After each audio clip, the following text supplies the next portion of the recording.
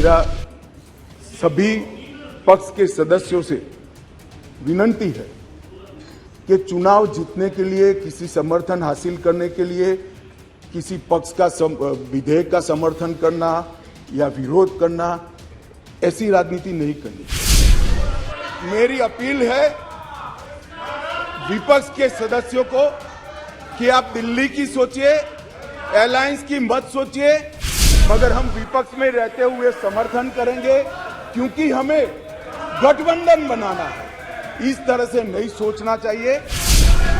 दिल्ली सरकार के घपले, घोटाले, भ्रष्टाचार को प्रच्छन्न रूप से अलायंस की गरज के कारण मदद कर रहे हो, पूरा देश देख रहा है और पूरा देश चुनाव में इसका हिसाब किताब करेगा।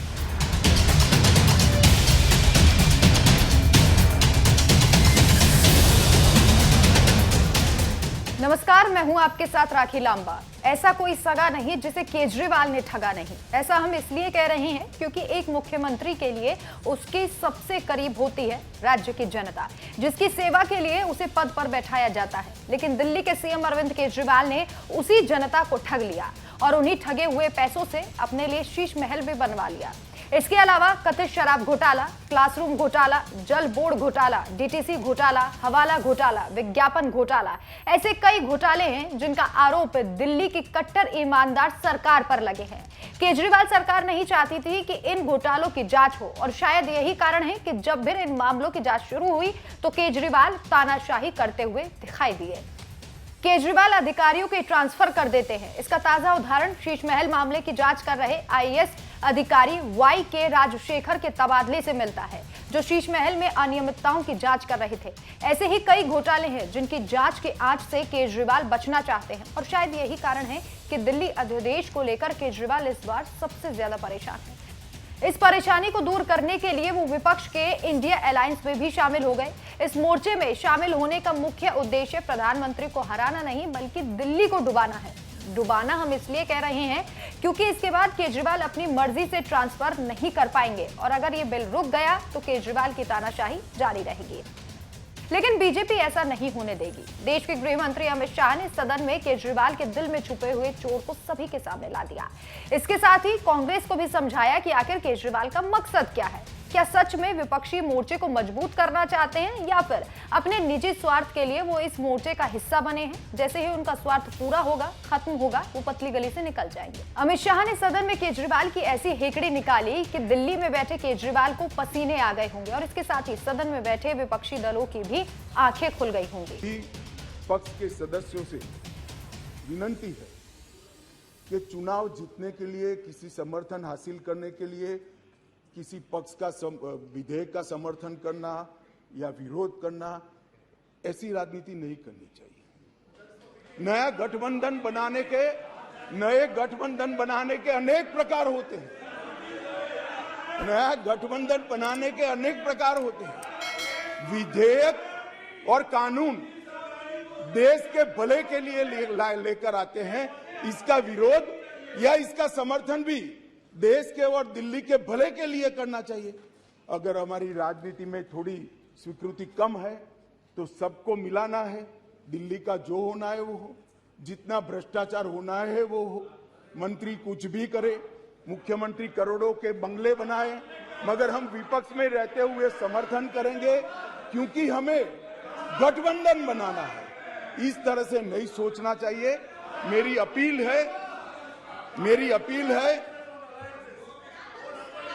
अपील है विपक्ष के सदस्यों को कि आप दिल्ली की सोचिए, अलायंस की मत सोचिए। अलायंस से फायदा नहीं होने वाला है। अलायंस होने के बाद भी पूर्ण बहुमत से नरेंद्र मोदी प्रधानमंत्री बनने वाले हैं। इसलिए ये अलायंस के कारण जनता के हितों की बलि मत चढ़ाइए। जनता सब देख रही है। अलायंस कर आप अगर ऐसा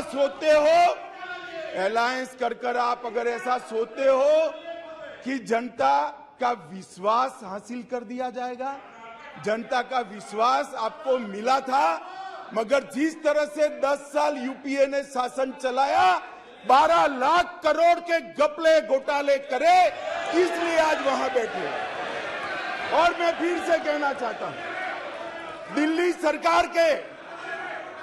सरकार के घपले घोटाले भ्रष्टाचार को प्रच्छिन्न रूप से अलायंस की गरज के कारण मदद कर रहे हो। पूरा देश देख रहा है और पूरा देश चुनाव में इसका हिसाब किताब करेगा। मान्यवर, ये तो जग जाहिर है कि केजरीवाल किस तरीके से अपना निजी स्वार्थ पूरा करते हैं। सदन में अमित शाह ने भी यही बताया। केजरीवाल जब सत्ता में आए थे तो उनका मुख्य मकसद जनता की सेवा नहीं बल्कि कुछ और ही था, और वो अभी भी वही कर रहे हैं। 2015 में यहाँ स्थिति बदली और यहाँ एक ऐसे दल की सरकार आई जिसका मकसद, मुझे कोई झिझक नहीं है कहने में, जिसका मकसद सेवा करना है ही नहीं, झगड़ा करना। माननीय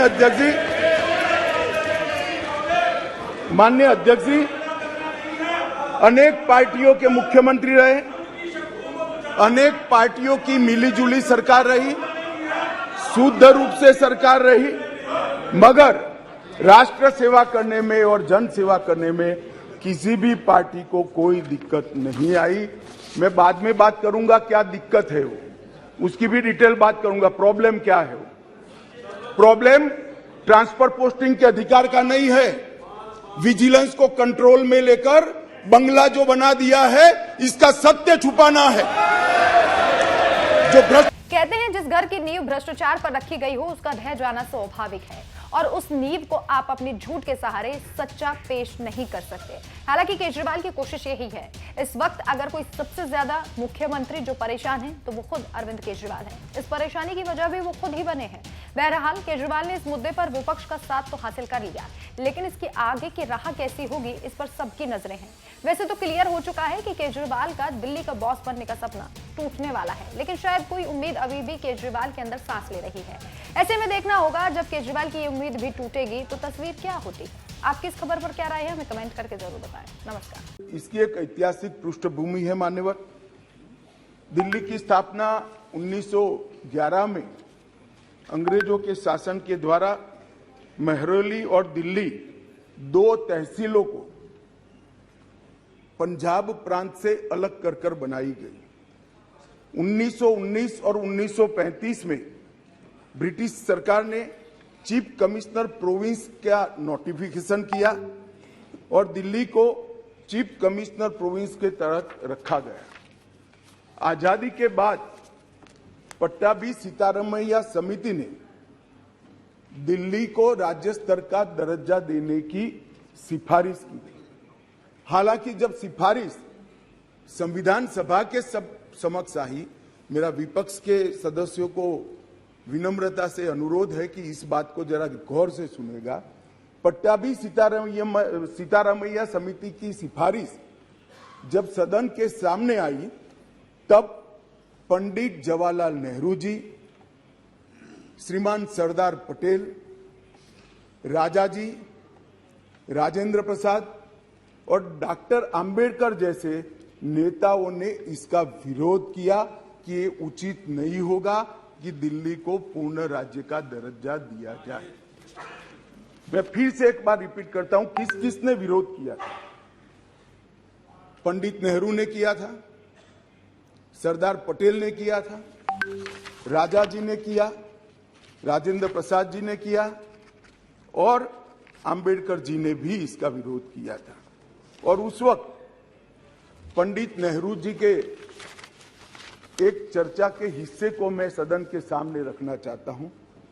2 साल पहले सदन ने एक समिति, सीतारामैया समिति की नियुक्ति की और अब जब रिपोर्ट आया है तब दुनिया बदल गई है, भारत बदल गया है और दिल्ली काफी हद तक बदल गई है। इसलिए दिल्ली में हुए इन परिवर्तनों की परवाह किए बगैर उस समिति की सिफारिशों को स्वीकार नहीं कर सकते।